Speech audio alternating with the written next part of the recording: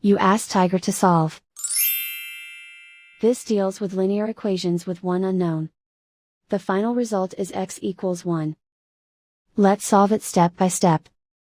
Group all constants on the right side of the equation. Subtract 12 from both sides. Group like terms.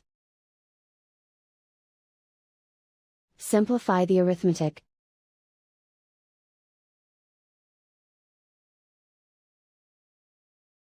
Isolate the x.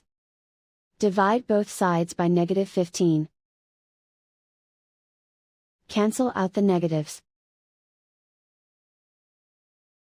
Simplify the fraction.